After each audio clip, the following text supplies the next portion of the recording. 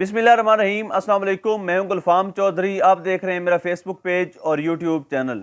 आज की वीडियो में हम सबसे पहले बात करेंगे, इमरान खान साहब ने chief of the army staff Syed Asim Munir साहब को मुबारकबाद दी और एक बहुत बड़ा और वाज़ेह पैगाम भी दिया। उस पैगाम में क्या कहा उस पर हम बात करते हैं। उसके बाद महंगाई का जिन आउट ऑफ कंट्रोल होता जा रहा है, दिन ब दिन महंगाई बढ़ती जा रही है और उस पर इम्पोर्टेड हुकूमत क्या कहती है उस पर हम बात करेंगे। और आखिर में हम बात करेंगे इम्पोर्टेड हुकूमत ने एक बार फिर एक ख़तरनाक मनसूबा तैयार किया है। सबसे पहले इमरान खान साहब ने एक ट्विटर के पैगाम में उन्हें मुबारकबाद पेश की, जनरल आसिम मुनीर साहब को और जनरल साहिर शमशाद साहब को मुबारकबाद दी और एक मोहम्मद अली जिन्ना रहमतुल्लाह ताला अलैह का एक कॉल जो था वो भी कोट किया। उसमें वाज़ेह पैगाम था कि पाकिस्तान की मुसल्लह अफवाज कौम की मुलाजिम हैं। पॉलिसियाँ बनाना अफवाज का काम नहीं है बल्कि सिविलियन का काम है। आपके ज़िम्मे जो काम लगाया जाए उसको करें, ये जो ड्यूटी आपकी लगाई जाए उस ड्यूटी को आप निभाएं। ये बड़ा वाज़ेह पैगाम था और सियासत से दूर रहने की तंबीह भी थी। ये अगर हम इमरान खान की पॉलिटिकल स्ट्रगल को देखें तो इसमें कोई दूसरी राय नहीं है कि अब एस्टेब्लिशमेंट का आशीर्वाद सबको रहा।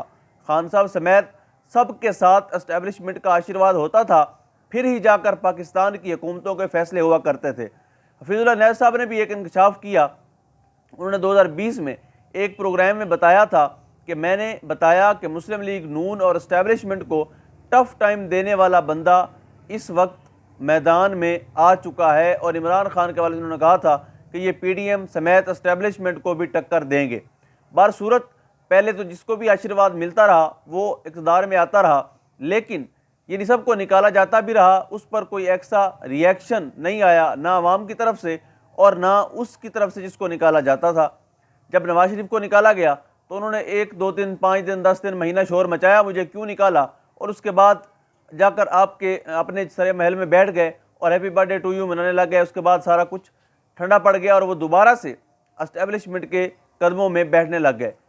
तो इमरान खान की बारी, काम उल्ट हो गया। कौम निकल आई, कौम ने बर्दाश्त नहीं किया। शायद ये पाकिस्तान की तारीख में पहली दफ़ा था कि जब एक वज़ीर-ए-आज़म को निकाले जाने पर कौम का इस लेवल का रद्द-ए-अमल आया हो।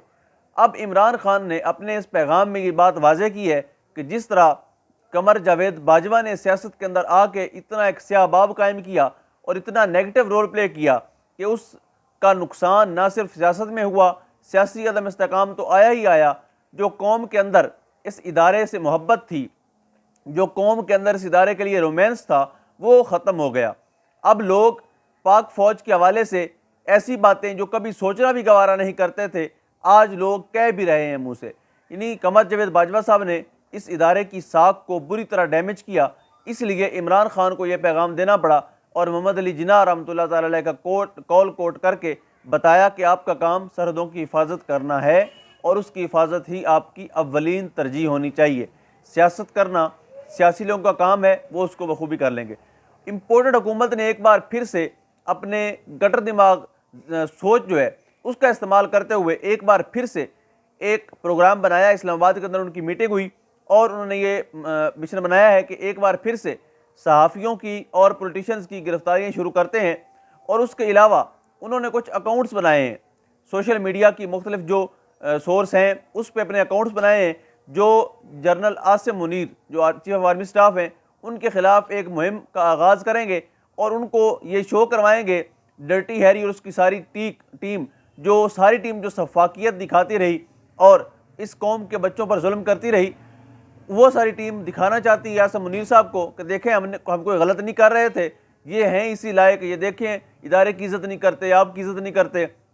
यानी उस साख को ख़राब करने में डर्टी हैरी ने पहले तो रोल प्ले किया ही किया था।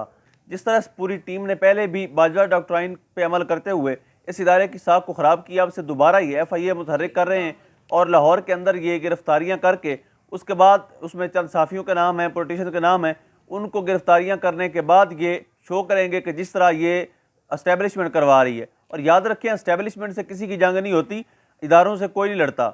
एक सोच का फ़र्क होता है, आपकी आइडियालॉजी का इख्तलाफ हो सकता है, इख्तलाफ राय हो सकता है। तो हमें जो इख्तलाफ था वो बाजवा डॉक्ट्राइन से था। जिन्होंने पूरे मुल्क के अंदर सफाकियत का माहौल बनाया हुआ था। ये इदारे हमारे अपने हैं, इनका तहफ़्फ़ुज़ हमने खुद करना है। लिहाजा इसमें सोशल मीडिया एक्टिविस्ट को आंखें खोल के चलना होगा और नए आर्मी चीफ के खिलाफ कोई भी ऐसा ट्वीट, कोई भी ऐसी चीज़ नहीं करनी जिससे PDM फ़ायदा उठाए और नए आर्मी चीफ को इस कौम से फिर से लड़वाए। आखिर में हम मुख्तसरन बात करेंगे, महंगाई का जिन आउट ऑफ कंट्रोल हो गया है। इसहाक डार जिसको लाने से पहले बुलंदो बाला दावे किए गए थे कि वो आकर मईशत का पिया घुमाएंगे और सब कुछ ठीक हो जाएगा, और शायद उनके पास अलादीन का कोई चिराग है जिसको रगड़ेंगे और अंदर से डॉलर निकलेंगे और सब कुछ ठीक हो जाएगा।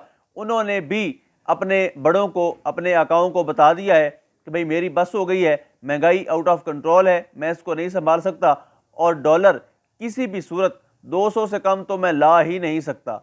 यानी ये इन्होंने इकानमी का हाल कर दिया है, इन्होंने इस तरह से बेड़ा गर्क किया है। अब अगर ये इलेक्शन लेट करते हैं तो ये अपनी कब्र खुद खोदने के मुतरादिफ है। और आने वाले दिनों में आप देखेंगे पाकिस्तान पीपल्स पार्टी और मुस्लिम लीग नून की हैं जुदा होने जा रही हैं और सब अपनी अपनी लड़ाई खुद लड़ेंगे। और कल एक प्रोग्राम में मोहम्मद मालिक ने भी ये तजिया किया कि हम ये समझते हैं और समझ चुके हैं कि अब जो नई एस्टेब्लिशमेंट आई है उन्होंने ये फैसला कर लिया है कि सियासी जंग सियासी लोग ही लड़ें। अब एस्टेब्लिशमेंट किसी की ज़ाती या सियासी जंग नहीं लड़ेगी। बिलाशुबा ये एक अच्छा फैसला है और खुश आइंद बात है। अल्लाह पाक वतन अजीज़ की हिफाजत फरमाए। पाकिस्तान जिंदाबाद।